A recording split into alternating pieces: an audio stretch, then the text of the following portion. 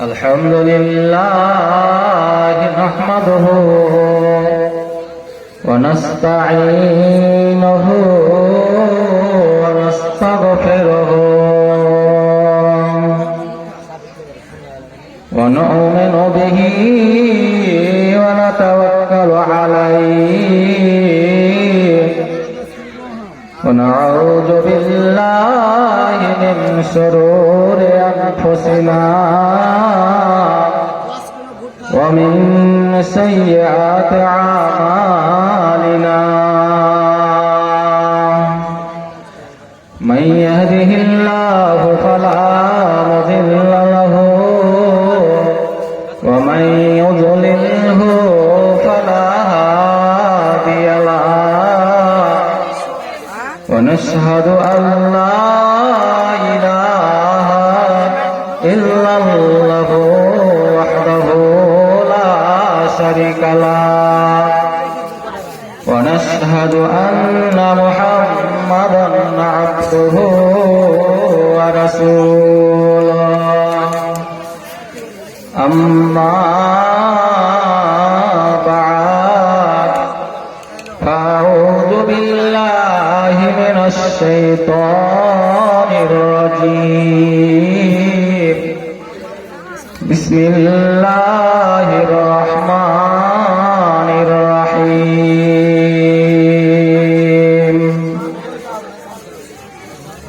وإذا بشر أحدهم بالأنثى ظل وجهه مسودا وهو كظيم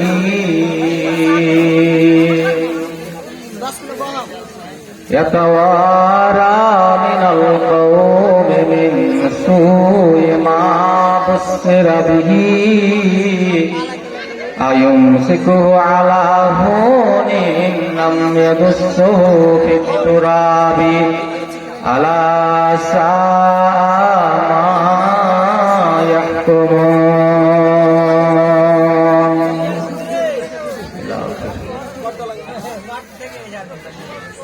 মা ও গো মা তুমি আমার মা জীবন ধরে মাগো জীবন ধরে মাগো আর পাওয়া যাবে না 10 মাস ধরে মাগো তুমি রেখেছিলে পেটে প্রসবের সময় মাগো তুমি পেয়েছো যে বেদনা মা ও গো মা তুমি আমার মা তোমার মতো মা জীবন ধরে মাগো আর পাওয়া যাবে না 2 বছর ধরে মাগো 2 বছর ধরে মাগো দুধ পান করিলাম তোমারি একই দিনের দাবি মাগো পরিশোধ হবে না মা ও গো মা তুমি আমার মা তোমার মতো মা জীবন ধরে মাগো জীবন ধরে মাগো আর পাওয়া যাবে না। আসসালামু আলাইকুম। ভলেন্টিয়ারদের উদ্দেশ্যে বলা হচ্ছে আপনারা আপনার দায়িত্ব পালন করুন, আপনারা আপনাদের দায়িত্ব পালন করুন। রাস্তাঘাটে যেখানে সেখানে জ্যাম দেখাচ্ছে আপনারা সেখানে যান এবং বুঝিয়ে বলুন। ভলেন্টিয়ারদের উদ্দেশ্যে বলা হচ্ছে আপনারা আপনাদের দায়িত্ব পালন করুন। উপস্থিত মাননীয়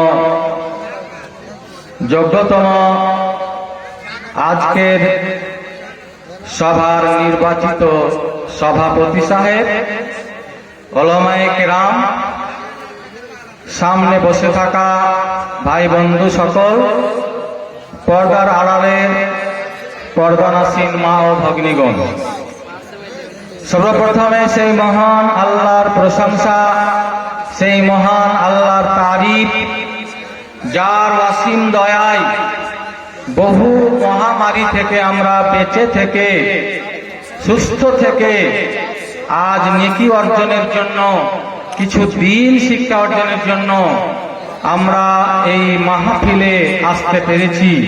তাই সকলে বলবো আলহামদুলিল্লাহ, জোরে সোরে বলবো আলহামদুলিল্লাহ।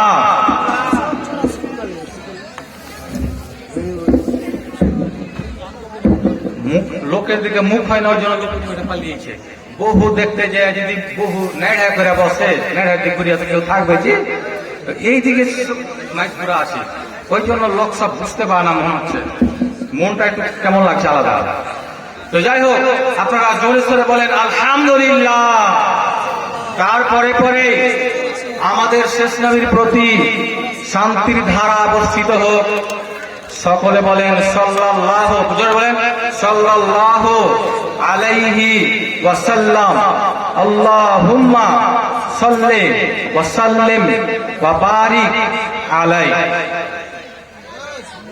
আজকে আমি আপনাদের সামনে পবিত্র কোরআনের একটি আয়াত পড়েছি। যদি মহিলা পুরুষ আপনারা শান্তভাবে কিছুক্ষণ বসেন, তাহলে ইনশাআল্লাহ আপনাদের সামনে খুব মূল্যবান কথা আমি বলবো, যাতে আপনারা বুঝতে পারবেন যে এই কথাগুলো আমাদের সমাজের বুকে খুবই দরকার ছিল। এই সমাজে খুবই দরকার ছিল, কারণ সমাজের যা আজ রীতিনীতি, বিয়ে শাদিতে যা প্রথা এসেছে, আপনারা ভাবতে পারবেন যে সত্যি আমরা একেবারে শরিয়াতকে ছেড়ে দিয়ে মনে হচ্ছে অন্য একটা পন্থা আমরা ধরে নিয়েছি। তো বিষয়টা হলো নারীর সঙ্গে কি ব্যবহার করতে হবে, কেমন করা উচিত। অজ্ঞতার যুগে মহিলাদের সঙ্গে কি ব্যবহার তারা করত, নবী এসে তাদের কতটা মর্যাদা দিয়েছেন, ছোট্ট ছোট্ট করে এই আলোচনাগুলো আপনাদের সামনে রাখবেন। আজকে আপনি দেখেন আমাদের সমাজে কোনো বাড়িতে যদি একটা বা দুটা মেয়ে হয়ে যায়, তাহলে ওই বাড়ির মালিকের মানে মা বাবার মাথাটা খুব ভারী হয়। কেন ভারী হয় বলেন তো? তার বোঝা চেপে যায় মাথায় যে আমি কি করলাম, মেয়ের বাবা হয়ে গেলাম, কি করে এই এতটা খরচ আমি টানবো, কি করে তার বিয়ে দেবো, ধরেন চলে আসে। কেন? প্রথা খারাপ হয়ে গেছে বলে। এই দিক দিয়ে আমি আপনাদের সামনে আলোচনা করব, আশা রাখি আপনারা বুঝবেন এবং আমল করার দিকে আপনারা চেষ্টা করবেন। অজ্ঞতার যুগে নিয়ম ছিল, কোন বাড়িতে যদি মেয়ে জন্মগ্রহণ করত, তো ওই বাড়ির লোকটার মুখ ভারী হয়ে যেত। আর কি করত?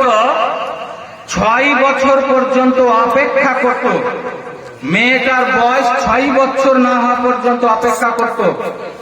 যদি 6 বছর হতে না হতে মেয়েটা কোনো অসুখে বা কোনো কারণে মারা গেল, তো ওর শরীরটা যেন খালি হয়ে গেল, ব্রেনে যে বোঝা হয়েছিল বোঝাটা খালি হয়ে যায়।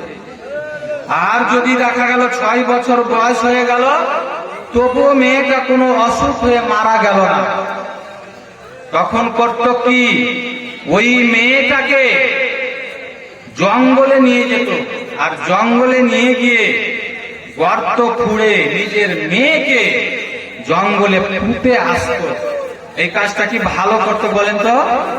কখনোই না। সকল বলেন কখনোই না। সুবহানাল্লাহ। আল্লাহ আমার বলেন, ওয়াইদা বুসিরা আহাদুহুম বিল উনসা জাল্লা ওয়াজহুহু মুসওয়াদ্দান ওয়া হুয়া কাযীম।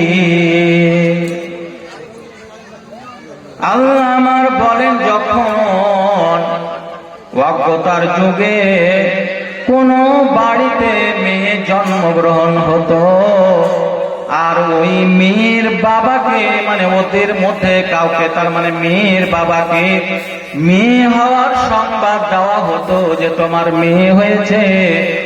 এই মেয়ে হওয়ার সংবাদ পাওয়ার সঙ্গে সঙ্গে জাল্লা ওয়াজহুহু মুসওয়াদ্দা, তার চেহারা খানা কালো হয়ে যেত, তার মুখ খানা কালো হয়ে যেত। ওয়াহুয়া কাযীম, আর সে চিন্তিত হয়ে যেত, হায় আমি কি করলাম, আমার বাড়িতে মেয়ে হয়ে গেল, আমি মেয়ের বাবা নামে পরিচয় পেয়ে গেলাম। এবার আপনি দেখেন ওই অজ্ঞতার যুগ আর এখনকার বর্তমান যুগে যদি কোনো বাড়িতে একটা ধরেন ছেলে জন্ম হয়েছে, তো গ্রামের দোকানের মিষ্টি থাকে না, এখানে এক প্যাকেট, ওখানে এক প্যাকেট, ওখানে 10টা, এখানে 10টা, এখানে 5টা মিষ্টি সব বিলায় না। কিন্তু যদি মেয়ে হয় তাহলে দেখেছেন কি আনন্দ ফুর্তি করছে, 10 বন্ধুকে মিষ্টি খাইয়ে দিল, ওর বাড়িতে এক প্যাকেট মিষ্টি দিয়ে পাঠিয়ে দিল। এরকম করে কি করে না। করে কখন? দেখতে দেখতে 3টা 4টা ছেলে হয়ে গেছে, এবারে একটা মেয়ে হয়েছে, তখন কিন্তু আনন্দ করে আর মিষ্টিও খাওয়ায়। কিন্তু প্রথম দিকে কোনো বাড়িতে মেয়ে হলে ওর বাড়িতে সবার মাথা ভারী হয়। আল্লাহ আমার বলে মেয়ের যখন সংবাদ দিয়ে দেওয়া হয়েছে, মুখ কালো হয়ে গেল, চিন্তিত হয়ে গেল, এবারে মনে মনে ভাবছে হায় আল্লাহ আমি মেয়ের বাবা নামে পরিচয় পেয়ে গেলাম। যেই লোকটার সঙ্গে দেখা হবে সেই লোকটাই আমাকে বলবে তোমার মেয়ে হয়েছে। তাই ওই লোকটা করতে লাগলো কি, ইয়াতাওয়ারা মিনাল কওমি মিন সুই মা বুসিরা বিহি, আত্মগোপন করতে লাগলো, লুকিয়ে থাকতে লাগলো, আড়ালে থাকতে লাগতো। কি থেকে? মিনাল কওমে, লোকজন থেকে, মিন সুয়ে মা বুসিরা বিহি, তাকে যা সংবাদ দেওয়া হয়েছে তার গ্লানি, তার লজ্জা, তার আর তার শরম থেকে বাঁচার জন্য আত্মগোপন করতে লাগলো।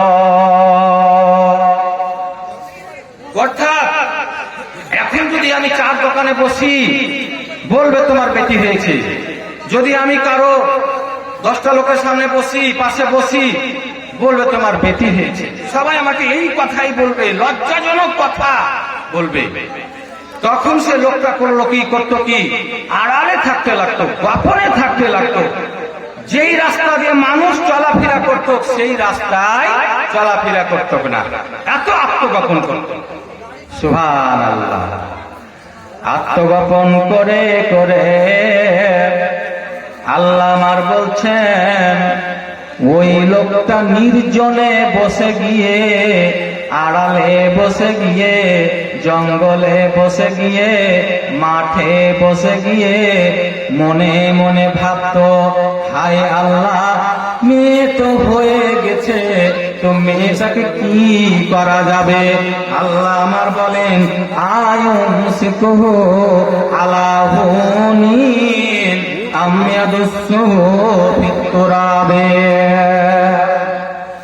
ওই লোকটা আড়ালে বসে বসে এটাই ভাবতো যে সে তাকে লাঞ্ছিত অবস্থায়, অসহনীয় অবস্থায় বাঁচিয়ে রাখবে, না তাকে জঙ্গলে নিয়ে গিয়ে জীবন্ত পুঁতে দেবে।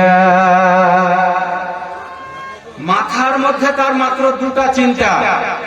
একটা কি, মানুষের কাছে তো অপমান হয়ে গেছি, সমাজে তো মুখ পাই না, আর আগামীতে পাবো না, তো তাকে কি এই অসহনীয় অবস্থায় বাঁচিয়ে রাখবো, না তাকে কোন রকম ভাবে তার মার কাছ থেকে নিয়ে তাকে জঙ্গলে নিয়ে গিয়ে তাকে জীবন্ত পুঁতে দিব।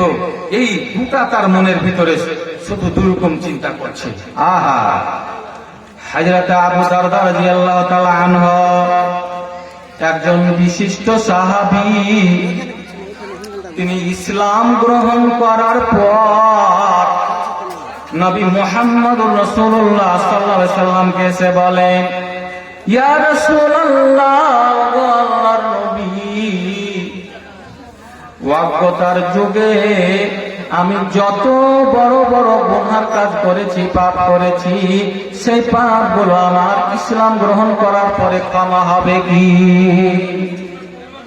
যখন তিনি হালাল হারাম বুঝতে পারলেন, কোন কাজ করলে সাগীরা ছোট গুনাহ হবে, কোন কাজ করলে বড় গুনাহ হবে, সব কিছু যখন তিনি জানতে পারলেন, তখন ভাবলেন, হায় আমি ধ্বংস হয়ে গেলাম, আমি ধ্বংস হয়ে যাব, বোধহয় আমি জান্নাত পাবো না।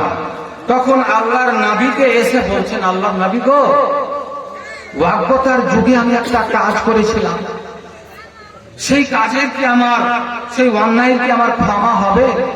আল্লাহ নবী বললেন, কি এমন তোমার দ্বারাই কাজ হয়ে গিয়েছিল যে তুমি এত কম্পিত হয়ে গেছো, এত দুর্বল হয়ে গেছো? কি হয়েছিল বলো তো? বলছে, আল্লাহ নবী বলতে পারছি না, এতই আমি ব্যথা পাচ্ছি, আমি বলতে পারছি না। নবী বললেন, ওগো আবু দারদা, ওয়াক্যতার যুগে কাফের থাকা অবস্থায় তোমার কি এমন বড় ঘটনা হয়ে গেছিল বলো? হযরত আবু দারদা বলেন, ইয়া রাসূলুল্লাহ, গো আল্লাহর নবী, আমি বিয়ে করেছিলাম আর আমার স্ত্রী গর্ভবতী হয়েছিল, দেশে কোনো কাজ ছিল না, আমাকে বিদেশ যেতে হবে, তাই আমি বিদেশ যাওয়ার সময় আমার স্ত্রীকে বলেছিলাম, ওরে আমার স্ত্রী, আমি বিদেশ চলে গেলাম, কিছুদিনের মধ্যে তোমার সন্তান হবে, যদি তোমার পুত্র সন্তান হয় তাহলে তাকে বাঁচিয়ে রাখবে, আমি বিদেশ থেকে এসে আমার সন্তানকে দেখব, আর যদি তোমার কন্যা সন্তান হয়, মেয়ে সন্তান হয়, তাহলে আমি আসার আগে আগে তুমি তাকে, ওই সন্তানটাকে জঙ্গলে নিয়ে গিয়ে জীবন্ত পুঁতে দিয়ে চলে আসবে, জীবন্ত নিয়ে গিয়ে পুঁতে দিয়ে চলে আসবে। এত বড় নির্দেশ দিয়ে হযরতে আবু দারদা তিনি বিদেশ গেলেন। বিদেশ যাওয়ার কিছুদিন পর তার স্ত্রী সন্তান জন্ম দিল, কিন্তু সন্তান জন্ম হলো তো পুত্র সন্তান না হয়ে কন্যা সন্তান তার জন্ম হলো। আমার ভাইরা, মেয়েটি এতই সুন্দরী, রং তার এতই ভালো, যেই মহিলা আবু দারদার স্ত্রী কোনদিন স্বামীর কথাও অমান্য করেনি, কিন্তু নিজের মেয়ের চেহারা খানা দেখে, মুখ খানা দেখে তিনি স্বামীর কথাও অমান্য করতে বাধ্য হয়ে গেলেন। স্বামী তো বলে গিয়েছিলেন যে তোমার যদি মেয়ে হয় তো হত্যা করে দেবে, আর ছেলে হলে বাঁচিয়ে রাখবে, কিন্তু এত সুন্দরী মেয়েকে আমি কেমন করে জঙ্গলে নিয়ে গিয়ে হত্যা করব? খুব কাতর হয়ে গেল, স্বামীর কথা অমান্য করে দিল। স্বামী বিদেশে আছে, মেয়ে বাড়িতে ওই সুন্দরী মেয়েটাকে সুন্দর ভাবে লালন পালন করতে লাগলো। আস্তে আস্তে মেয়েটি বড় হয়ে যায়। এইদিকে স্বামী যখন বাড়ি আসবে, হযরত আবু দারদার স্ত্রী কত জ্ঞানী মহিলা ছিলেন, ভাবলেন যদি আমার স্বামী এই মেয়েটিকে আমার কোলে দেখতে পাই, তাহলে এসে আমার কোল থেকে নিয়ে তাকে হত্যা করে দিবে। যার কারণে আবু দারদার স্ত্রী তার ছোট্ট মেয়েটিকে বললেন, ও মেয়ে শোনো, তুমি এই প্রতিবেশীর বাড়িতে থাকো, আর তোমার আব্বা যখন বাড়ি আসবে তুমি পরিচয় দেবে না, বলবে না যে তুমি আমার আব্বা, বা তাকে আব্বা বলে ডাকবে না। এমন ভাবে ছোট্ট মেয়েটিকে শিক্ষা দিয়ে দিল, মারে এই বাড়িতে তুমি থাকবে, আর মাঝে মধ্যে আসা যাওয়া করবে, আবার তুমি ওই প্রতিবেশীর বাড়িতে যাবে আর থাকবে। ওই ছোট্ট মেয়েটি মায়ের কথাটা শুনে নিয়ে, মায়ের কথাটা মেনে নিয়ে ওই প্রতিবেশীর বাড়িতে থাকতে লাগলো। এইদিকে আবু দারদা বাড়ি এসে উপস্থিত। আবু দারদা যখন দেখলেন যে আমার স্বামী স্ত্রীর কোলে বাচ্চা নাই, মনে মনে ক্লিয়ার হয়ে গেলেন, আমি যে নির্দেশ দিয়েছিলাম যদি মেয়ে হয় হত্যা করে দেবে, ছেলে হলে বাঁচিয়ে রাখবে, আমার স্ত্রী আমার কথা মতো তাকে হয়তো মেয়ে হয়েছিল হত্যা করে দিয়েছে। তখন আর কোন কথা বলা বলি নাই, বুঝেই নিয়েছে মনে হচ্ছে হত্যা করে দিয়েছে, কাজ ক্লিয়ার। এবারে দিন যায়, তারা বাড়িতে থাকে, দিন যায় বাড়িতে থাকে, আর আস্তে আস্তে ওই ছোট মেয়েটি মায়ের কাছে গোপন ভাবে আসে। মেয়েটি এত জ্ঞানী, মা যেমন বলে দিয়েছিলেন, মারে তোমার আব্বার সামনে আমাকে মা বলে ডাকবে না, তোমার আব্বা যদি জেনে নাই তুমি আমার মেয়ে, তোমাকে জঙ্গলে নিয়ে গিয়ে হত্যা করে দিবে, আর আমাকে তোমার আব্বা শাস্তি দেবে, কারণ আমাকে হুকুম করে গেছে যে মেয়ে হলে তুমি তাকে হত্যা করে দিবে। ও মা রে, তোমার আব্বার সামনে আমাকে কোনো সময় মা বলে ডাকবে না, আর তোমার আব্বাকে পরিচয় দেবে না যে তুমি আমার আব্বা। আমার ভাইরা, হযরতে আবু দারদা রাদিয়াল্লাহু তাআলা আনহু বাড়িতে থাকলেন। মেয়েটি আসে আর যায়, মেয়েটি আসে আর যায়, আর হযরতে আবু দারদা ওই মেয়েটির রূপ দেখে, মেয়েটির কথাবার্তা শুনে এত তার প্রতি মায়া হয়ে গেল, দয়া হয়ে গেল। প্রতিবেশীর মেয়ে বলে ওই মেয়েটিকে স্নেহ করতে লাগলো, ভালোবাসতে লাগলো, মুখের খাবার থেকে মুখ থেকে খাবার তাকে আগিয়ে দিতে লাগলো। আমার মায়েরা মন দিয়ে আপনারা শুনবেন গো। এই করতে করতে যখন কয়েক বছর কয়েক মাস পার হয়ে গেছে, মহিলা বোদার স্ত্রী তিনি বুঝতে পারেনি যে এতদিন হওয়ার পরেও যদি আমি আসল কথা বলে দিই তাহলে আমার এই মেয়েটিকে বাঁচিয়ে রাখবে না। মেয়েরা তো অল্পতে খুশি হয়ে যায়, অল্প অসন্তুষ্ট হয়ে যায়। তো মেয়ে মানে আবু দারদার স্ত্রী ভাবলো যে এখন যদি আমি আসল কথা বলে দিই তাহলে বোধহয় যে আর অসুবিধা হবে না, যে হারে তাকে আদর যত্ন করছে, ভালোবাসছে, তারপরে স্নেহ করছে, মুখের খাবার কমিয়ে খাবার দিচ্ছে তাকে, এখন যদি বলে দিই। একদিন সকাল বেলায় স্বামীকে সুন্দর করে খাইয়ে দিল, যেভাবে স্বামীর সেবা করতে হয় সেবা করে দিল, স্বামীর মনটা খুশি করে দিল। সব কিছু করার পরে সারাটা দিন হযরত আবু দারদার স্ত্রী এমনই ব্যবহার করছেন আবু দারদার সঙ্গে। একমাত্র আসল কথাটা বলার কারণে তাকে সারাটা দিন ধরে তাকে খুশি রাখার চেষ্টা করলো। করতে করতে সন্ধ্যার সময় বলে উঠল, স্বামী গো, যতদিন থেকে তোমার সঙ্গে আমার বিয়ে হয়েছে কোনদিন আমি তোমার কথা অমান্য করিনি, যত দূর পেরেছি তোমার কথা আমি পালন করেছি।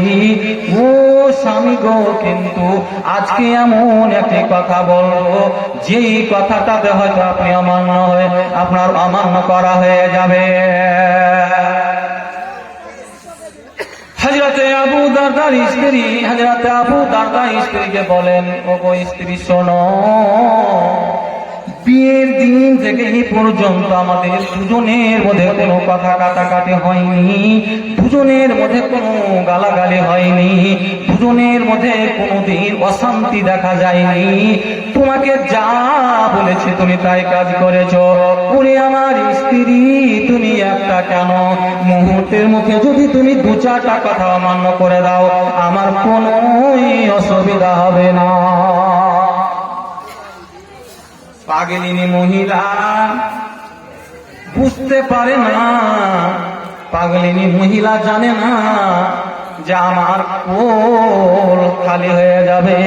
ওই স্বামীকে সন্তুষ্ট করে খুশি করে বলেন, স্বামী গো, যখন আপনি বিদেশে গিয়েছিলেন আপনার কথাটা আমি মেনে নিব বলেছিলাম, কিন্তু যখন মেয়ে আমার জন্ম নিল, এত সুন্দরী মেয়ে, চেহারাখান এতই ভালো, গঠনটা এতই ভালো, স্বামী গো তার আমি রূপ চেহারা দেখে আপনার কথা মতো তাকে আমি হত্যা করতে পারি। স্বামী গো, যেই মেয়েটি হালিমার বাড়ি থেকে আপনার কোলে আসছে আর বসছে, যে মেয়েটিকে আপনি লালন পালন করছে, ওটি ওই হালিমার মেয়ে নয় স্বামী, এটি হচ্ছে আপনারই মেয়ে। আবু দারদা হায় কি করলাম, আল্লাহ বলছেন জাল্লা ওয়াজহুহু মুসওয়াদ্দান ওয়া হুয়া কাযীব। মেয়ের খবর পাওয়ার সঙ্গে সঙ্গে তার চেহারা খানা কালো হয়ে গেল, মুখ খানা কালো হয়ে গেল, চিন্তিত হয়ে গেল, হায় কি করলাম আমি, 2 মাস 4 মাস ধরে আমি কত আনন্দ কত খুশি করছিলাম, আর আমার স্ত্রী মেয়ে হয়েছে, আমার মেয়ে হয়েছে, আমাকে এ পর্যন্ত জানতে দেয়নি, আমি এখন পরিচয় ঢুকে গেলাম যে আমি মেয়ের বাবা। মেয়ের বাবা নামে আমার পরিচয় হয়ে গেল। কি করতে হবে? একে যদি আমি এখন বলি যে ওকে বাঁচিয়ে রাখা চলবে না, সকালবেলায় গোটা গ্রামে ঢোল দিয়ে জানিয়ে দেবে এত বড় আমার মেয়েটাকে আমার স্বামী হত্যা করতে নিয়ে গেছে গো, একে জানতে দেব না, গোপনে আড়ালে আমি তার কোল থেকে তাকে আমি নিয়ে যাব। এই করে রাতে শুধু বাহানা করে আল্লাহ বলছেন আয়ুমসিকুহু আলা হুনিন আম ইয়াদুসসুহু ফি তুরাবে।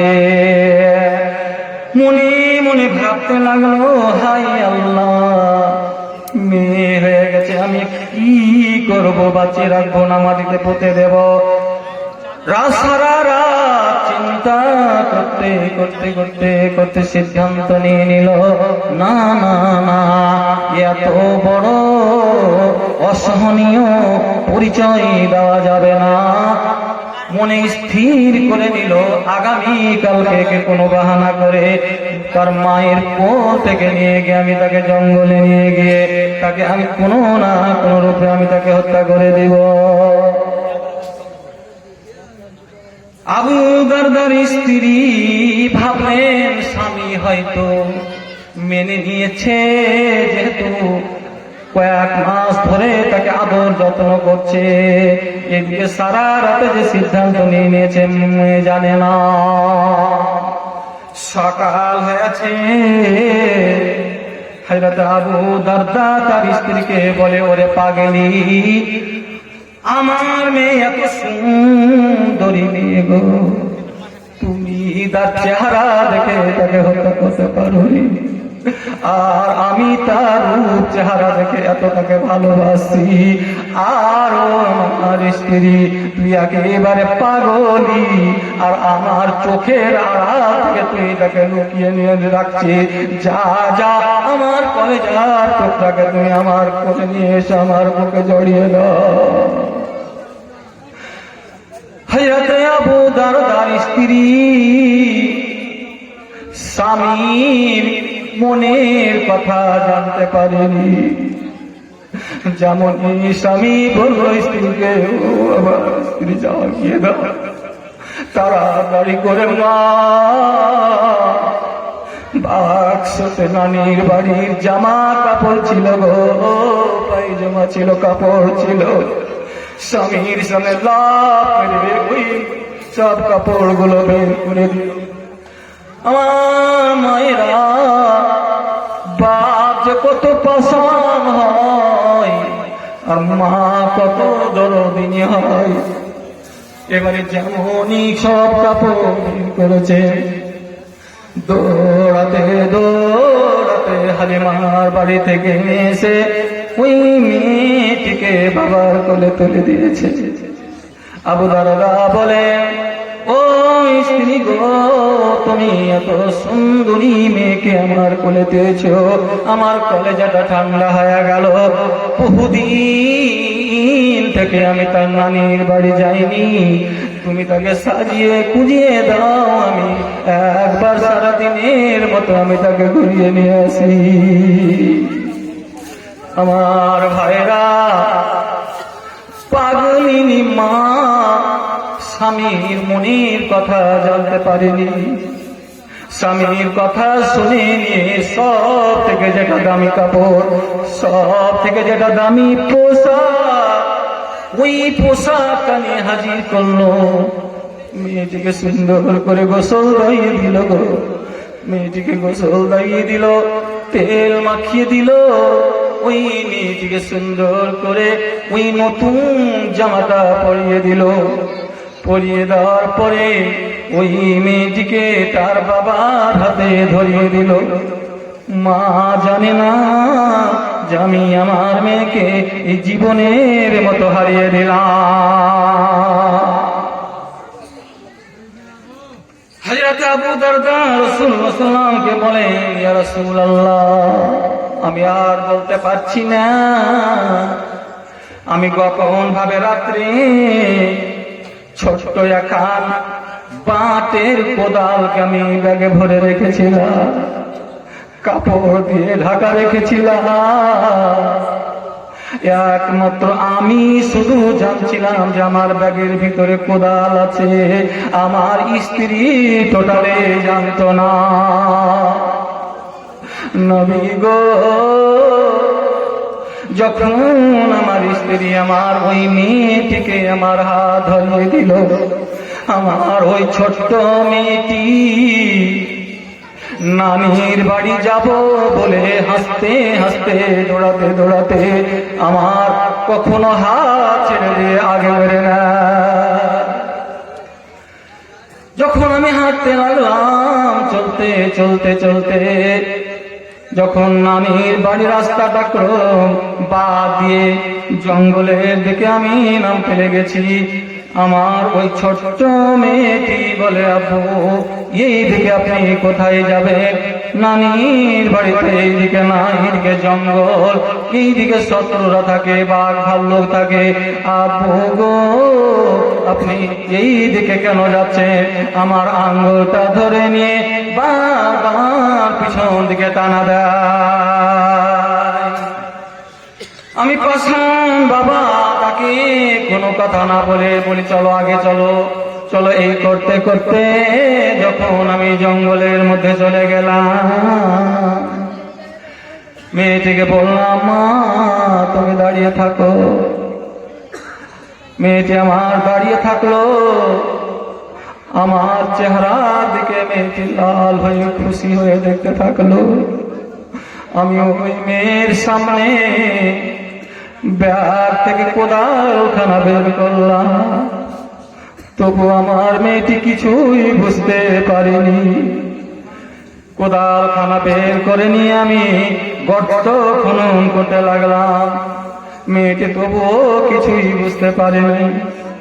আল্লাহর নবী গো, যখন আমি গর্ত খনন করতে লাগলাম, আমার ওই মেয়েটি বলল, আব্বু আপনি নানির বাড়ি যাওয়া বাদ দিয়ে অযথা কেন এই জঙ্গলের মধ্যে গর্ত খনন করছেন? কেন এই জঙ্গলের মধ্যে গর্ত করছেন? চলো তাড়াতাড়ি নানির বাড়ি চলো। ইয়া রাসূলুল্লাহ, ওগো আল্লাহর নবী, আমি যখন মাটিগুলো খুঁড়ে খুঁড়ে ওপরে ফেলছিলাম, আমার শরীরে, আমার কাপড়ে, আমার মুখে, আমার দাড়িতে যখন মাটিগুলো পড়ছিল, আমার ওই ছোট্ট মেয়েটি হাত দিয়ে দিয়ে দিয়ে দিয়ে মাটিগুলো ঝাড়ছিল নবী গো।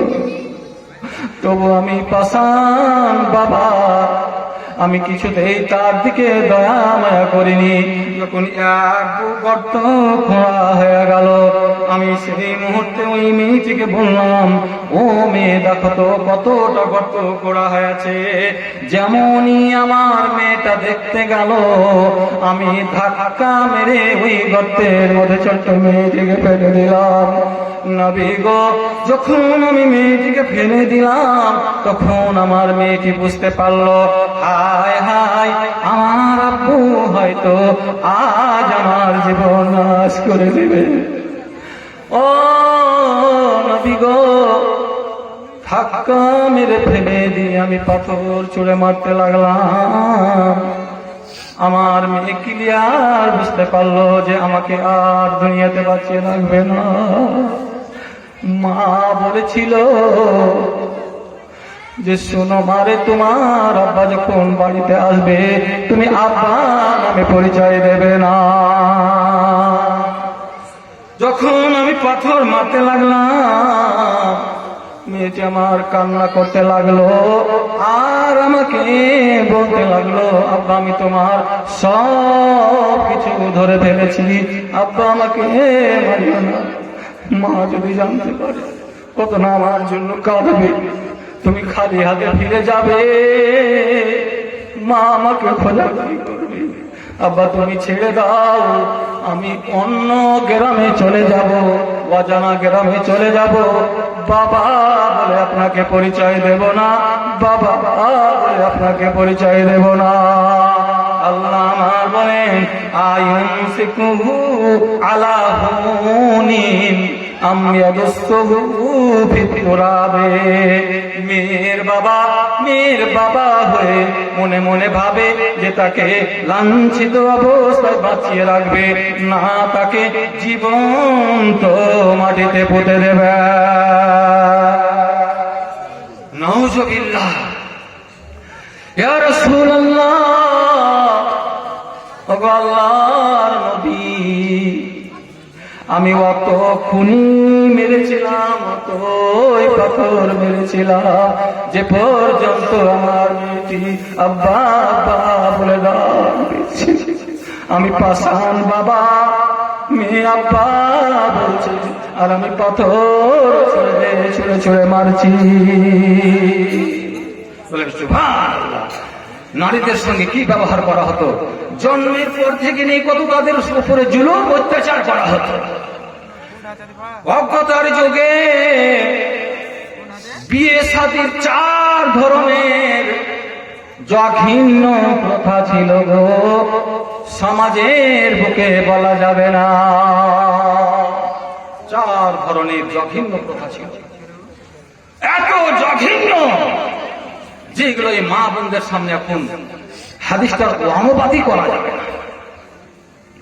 আল্লাহর নবী এই প্রথাকে ভেঙে স্লোগান দিয়ে তিনি বললেন, এই বর্তমানে যখন বিয়ের প্রথা এসেছে, এই প্রথা আস্তে আস্তে কে জানি হয়তো কিছুদিন পর অজ্ঞতার যুগের প্রথা হয়তো চালু হয়ে যাবে। বর্তমানে আপনি এখন দেখেন বিয়ের প্রথাটা, ছেলে বাড়িতে মানুষ হয়ে গেছে, সাবালক হয়ে গেছে, বাড়িতে 1 টাকাও নাই, 1 টাকাও নাই, ছেলের বিয়ে দিবে। 50,000 টাকা যৌতুক নিল, গাড়ি নিল, আর ওই টাকা থেকে চাল কিনছে, ওই টাকা থেকে গরু কিনছে, যাবতীয় জিনিস সব কিছু ওই টাকা থেকে কিনছে। ছেলের বাবার 1 পয়সাও খরচ হয় না। সুবহানাল্লাহ। তাহলে কি প্রথা আপনি দেখেন, বরযাত্রী নিয়ে যাচ্ছে মেয়ের বাড়ি। এখন পর্যন্ত আমি কোন জায়গায় দেখতে পাইনি যে আল্লাহ নবীর যুগে আল্লাহ নবী বা সাহাবারা বরযাত্রী নিয়ে গেছে। আল্লাহর নবী ছেলেকেই ওলিমার দাওয়াত খাওয়াতে বলেছে।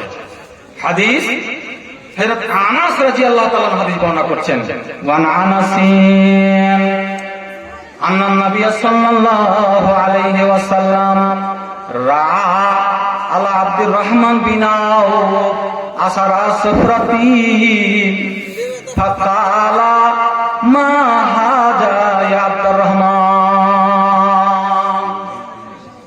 আনাস বলছেন সকাল বেলায় আল্লাহর নবী আব্দুর রহমান বিন আউফের শরীরে হলুদের দাগ বা চিহ্ন দেখতে পেলেন।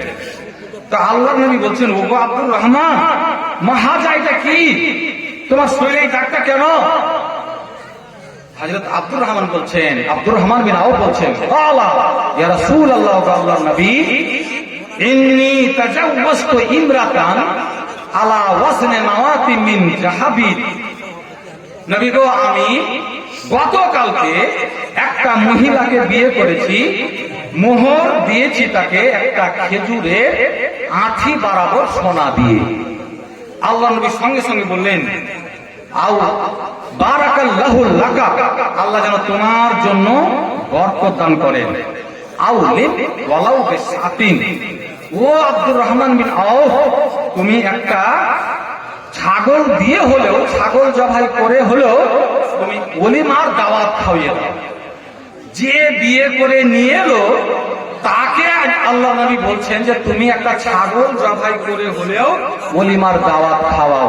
এ কথা বললেন না যে কতজন নিয়ে গেছিল তোমার শ্বশুর বাড়ি, কতটা বরযাত্রী নিয়ে গেছিলে, কতখান গাড়ি নিয়ে গেছিলে, এ কথা বললেন না, তুমি ওলিমার দাওয়াত খাওয়াও।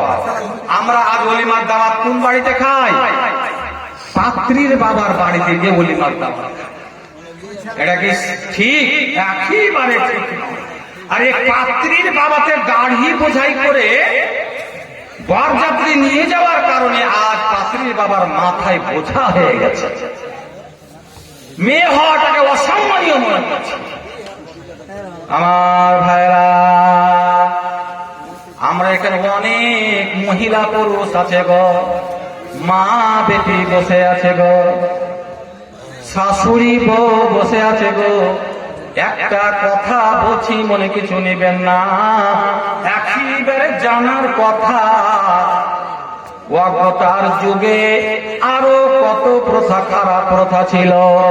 যখন কোন মেয়ে ঋতুবতী হতো গো, তাদের নিয়ম ছিল ওই মেয়েটিকে বাড়ির ভিতরে রাখতো না, ওই মেয়েটিকে ঘরের মধ্যে রাখতো না, ওই মেয়েটিকে রান্না বান্না করতে দিত না, ওই মেয়েটির সঙ্গে কথা বলা বলে করতো না।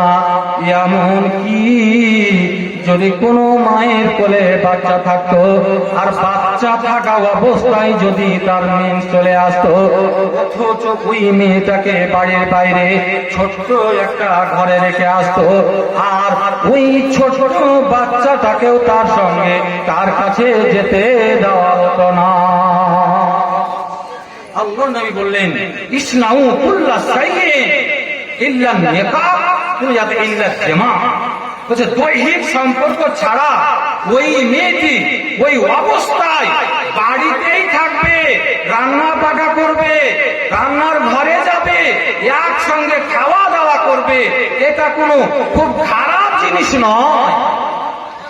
আল্লাহর নবী এসে তাদের মর্যাদা দিলেন, সম্মান দিলেন, এটা খারাপ জিনিস নয়।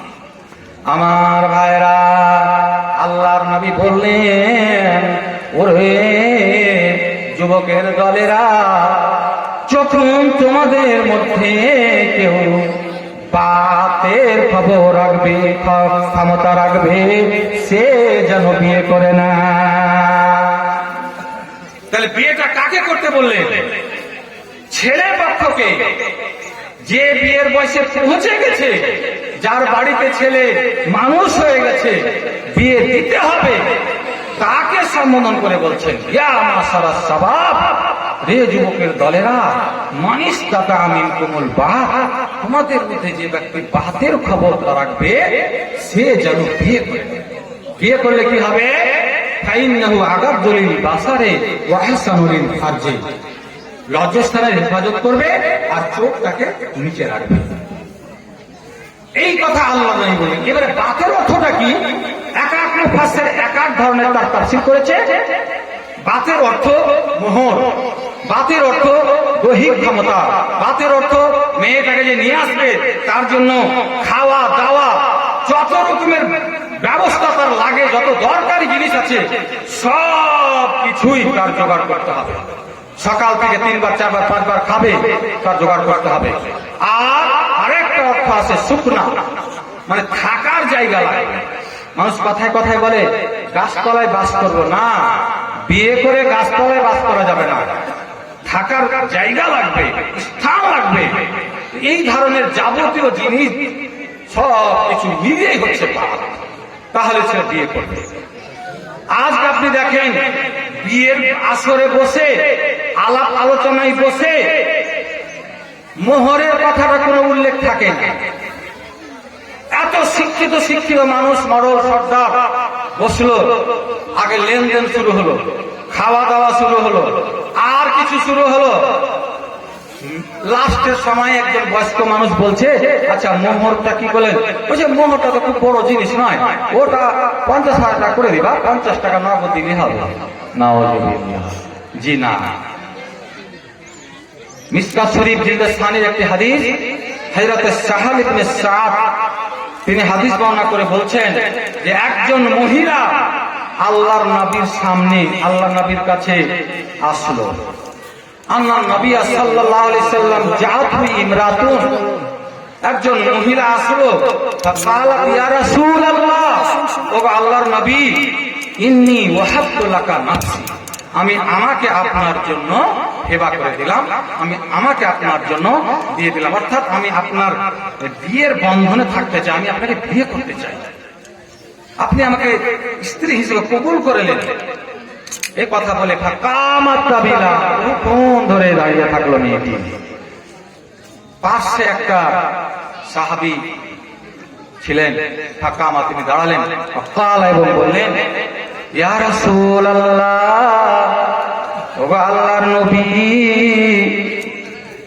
জাববিনিহা ইল্লাম তাকুন লাকা ফিহা হাজাতুন, ও নবী গো, আপনার যদি বিয়ে করার দরকার না থাকে, এই মেয়েটিকে গ্রহণ করার দরকার না থাকে, তাহলে আপনি করেন কি, এই মেয়েটি আমার সঙ্গে বিয়ে দিয়ে দেন। ফাকালা, ও আমার সাহাবী রে, হাল ইন্নাকা মিন শাইইন তুসদিকুহা, ও আমার সাহাবী, তুমি যে বিয়ে করবে, তোমার বিয়ে করার বাসনা জেগেছে, শোনো, হাল ইন্নাকা মিন শাইইন তুসদিকুহা, এমন কোন জিনিস তোমার কাছে আছে কি যেটা তাকে তুমি মোহর রূপে দেবে? সর্বপ্রথম কথা বললেন, এমন, তুমি তো বিয়ে করতে চাইছো, বিয়ে তোমার দেব, কিন্তু তোমার কাছে মোহর দেওয়ার ক্ষমতা আছে কি? এমন কোন জিনিস আছে যেটা তুমি তাকে মোহর রূপে দিবে? সাহাবীরা বললেন, আলা মা ইন্দি ইল্লা ইজারি হাজা, আল্লাহর নবী গো, আমি এই যে হালকা কাপড় পরে আছি, যে লুঙ্গিটা আছে, এই লুঙ্গি ছাড়া আমার আর কিছু নাই। যে লুঙ্গি ছাড়া কিছুই নাই, যাও তুমি যাও, ফালতামিস ওয়ালাউ খাতেমা মিন হাদিদ, যাও খুঁজো, যদি একটা তুমি লোহার আংটি খোঁজ করে পাও, সেটাই নিয়ে এসো, লোহার আংটি দিয়ে মোহর ধার্য করে তোমার বিয়ে করিয়ে দিবে। সাহাবী গেলেন, গরিব সাহাবী, এতই গরিব সাহাবী যে লুঙ্গি ছাড়া কিছুই ছিল না। যা খুঁজে করলেন, কিছুতে একটা লোহার আংটি পর্যন্ত খুঁজে পেল না। খালি এসে এসে বলছেন, আল্লাহ নবী গো, কিছুই পাওয়া গেল না, বাড়িতে এমন কোন জিনিস নাই যে আপনাকে এসে দেব, আপনি আমার মোহর রূপে ধার্য করবেন। আল্লাহর নবী বললেন, হাল মাকা মিনাল কোরআন শাইউন, ও আমার সাহাবী গো, তুমি কি কোরআন পড়া জানো? তুমি কি কিছু কোরআন তোমার জানা আছে? আলা নাম, সূরা তো কাজা, সূরা তো কাজা, ও আমার নবী গো, আমি এই সূরাগুলো জানি। আল্লাহর নবী বললেন, জাওয়াজতুকাহা বিমা মাকা মিনাল কোরআনে, আমি এই মেয়েটির তোমার সঙ্গে বিয়ে দিয়ে দিলাম, মোহর ধার্য হলো যে তুমি যতটা কোরআন শিখে জানো, তুমি তাকে শিখিয়ে দেবে। তাহলে আল্লাহর নবী সর্বপ্রথম বিয়েতে, বিয়ের আলোচনায় বসে মোহর নিয়ে আলোচনা করলেন। আর আমাদের দেখা যায় ওটা একটা ছোটখাটো জিনিস। মুসা নবীর সঙ্গে শুআয়ব আলাইহিস সালাম তার মেয়ের বিয়ে দিব যখন ইচ্ছা করলেন, তখন তিনি ডাইরেক্ট বললেন, ইন্নী উরিদু আন উনকিহাকা ইহদাইনা তাইহাতাইনি আলা আনতা জরানি সামানিয়া হিজাত।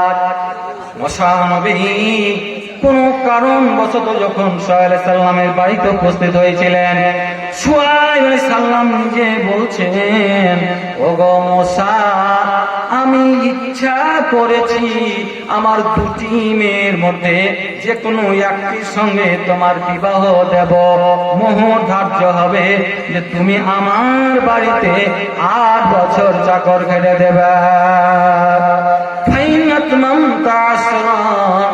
আমিন ইনদাকা, আর তুমি যদি 10 বছর পুরা করে দাও সেটা তোমার তরফ থেকে হবে।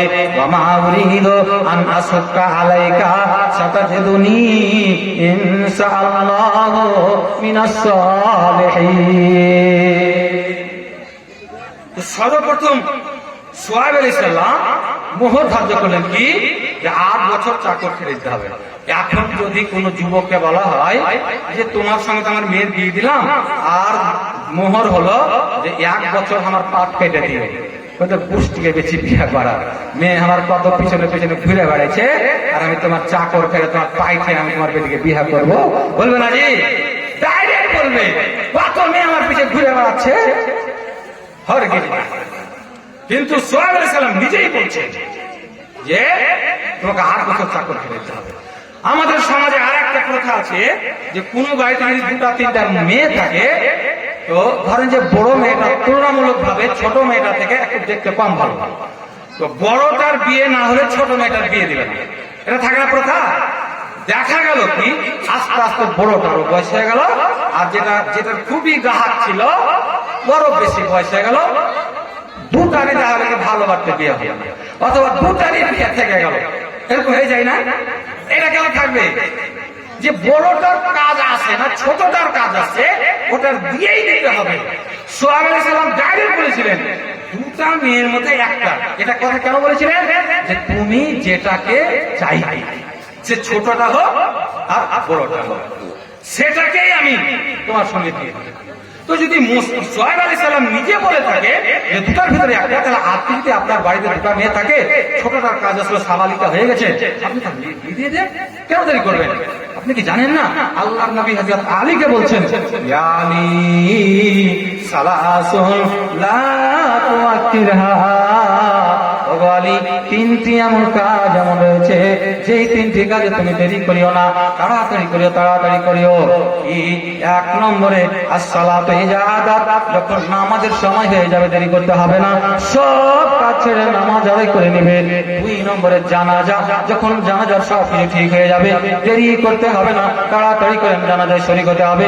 3 নম্বরে ওয়ালাইমু ইজাওয়াজাত তালাকুফুয়ান, 3 নম্বরে ওয়া বিবি ওয়া বিবাহিতা মেয়ের যখন বিয়ের কাজ আসবে সমতা বাহাল রেখে, বয়সের দিকে সমান, পড়ালেখার দিকে সমান, বংশমর্যাদার দিকে সমান, দিনের দিক দিয়ে সমান, সব কিছু দিয়ে 19 যখন সমান, এরকম পাত্রে প্রস্তাব আসবে, দেরি করবে না, বিয়ে দিয়ে দিবে। এ কথা বলবে না এটা ছোট এটা বড়, এটা ছোট এটা বড়, এই কথা বলা চলবে না। এবারে আপনারা বুঝতে পারলেন সোহাইব আলাইহিস সালামের কথা বললাম, আল্লাহর নবী নিজে হযরত আলীকে বলছেন। তাহলে আমরা সমাজে কেন এইভাবে আজকে পিছিয়ে থাকবো যে বড়টা রেখে ছোটটার বিয়ে দেওয়া চলবে না, এটা করা চলবে না। ভাইরা আমার পরে আরেকজন বক্তা আছেন, আপনারা তার বক্তব্য খুব ভালোভাবে শুনবেন। আমি আজকে আপনাদের সামনে খুব বেশি বক্তব্য রাখবো না, কারণ এই বিগত কয়েকদিন থেকে জালসা করে মনে হচ্ছে যে মানে ক্লান্তি ভাব হচ্ছে। তো আমি ভাবছি যে আজকে আমি খুব একটা বেশি আপনাদের সামনে বক্তব্য রাখবো না, তবে আপনারা যদি কিছু এখন কালেকশন দিয়ে দিতেন একটু মুহূর্তের মুখে। কালেকশন তো আমাদের কারি সাহেব খুব ভালোই করেছেন, যা দেখলাম যথা কামাহাক্কাহু যথাসাধ্য উনি কালেকশন করেছেন। তার মধ্যে যদি আপনারা 15 মিনিট আমার সময় আছে, এই 15 মিনিট যদি আপনারা কিছু আমার হাতে দিতেন, আমি খালেস ইনশাল্লাহ আপনাদের খালেস নিয়ে দোয়া দিতাম। আর ইনশাল্লাহ আপনারা আমার পরে আরেকজন বড় বক্তা, আজকের জালসার যিনি প্রধান বক্তা, তিনার ওয়াজটা আপনারা প্লেন ভাবে সুন্দর ভাবে আপনারা শুনে নিতে পারতেন। তাই আপনারা একটু হাত বাড়াবেন। আমি শুধুমাত্র একটি হাদিসের কথা বলছি মহিলাদের মর্যাদা নিয়ে, যে আল্লাহর নবী মহিলাদেরকে কতটা মর্যাদা দিয়েছেন, যে তাদের জান্নাতে যাওয়ার জন্য 4টা কথা শুধু বললেন। মর্যাদা দিলেন, মর্যাদা দিলেন, সম্মান দিলেন, কিন্তু জান্নাতে যাওয়ার জন্য 4টা কথা, 4টা কাজের কথা তিনি বললেন। কি? আল মারাতু ইযা সাল্লাত খামসাহা ওয়া সামাত সাহরাহা ওয়া হাফাজাত ফারজাহা ওয়া আতাআত বালাহা ফালিতাদখুল মিন আইয়ি আবওয়াবিল জান্নাতি শাআ। লিখে দিল। আচ্ছা, বেনামি আল্লাহ 100 টাকা দাম দিল না, আওয়াল ইনাম আছে তোমার জানা, আল্লাহ মাফ করে দিও তারে গুনাহ। গান করে যতদিন বেঁচে রবে এই ধরার মাঝেতে সুখে শান্তিতে রাখো তাকে, খাই জানো দুধে ভাতে। আমিন আমিন আল্লাহ, আমিন আমিন। মোদের দোয়া কবুল করো রব্বুল আলামিন, আমিন। হ্যাঁ, মতি ঠিকাদার বাবলাও না, তো উনি হয়তো নিজের দানটা দিবেন, তো উনি এখন ওনাকে ডাকলে হয়তো আসতে লজ্জা পাবেন নাকি, কারণ যে বাবলাও না আমার শ্বশুর বাড়ি, তো বাবলাও না শ্বশুর বাড়ি, এখন ওকে ডাকবো, আমার সময় চলে আসবে, আচ্ছা যদি বেশি দান না দিতে পারে তো হয়তো লজ্জায় পড়ে যাবে। তো তবু আমি এখন বলছি কমিটির তরফ থেকে আপনি এসে যা দিবেন তাই মেনে নিব, কারণ যে দেখা যাচ্ছে কি একজনের ঘাট ধরে কচলাইতে আরো যে সব 500,000 করে দিত, ভয়ে কিন্তু আর আসে না, বুঝে গেলেই 500 নিয়ে যাবো, 1000 চেয়ে, তো যাবো না, চুপচাপ বসে থেকে যাবো, আমি তো দিয়ে দিব।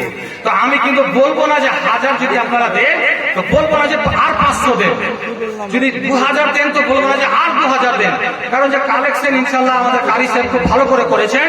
আমি আপনাদেরকে আর বিরক্ত করবো না, আপনারা নিজের মনে যে যেরকম পারবেন 2000, 1000, 3000, আপনারা 500, 200 আপনারা ইনশাল্লাহ দিয়ে যান, দোয়া ইনশাল্লাহ করবো, আপনারা আমিন আমিন করবেন। আর ওনাকে আসতে বললাম, একটু আসা। জাহাঙ্গীর আবু তালেব এটা দিয়েছে না, খালি ডাকবো দিয়েছে, কতটা বলো?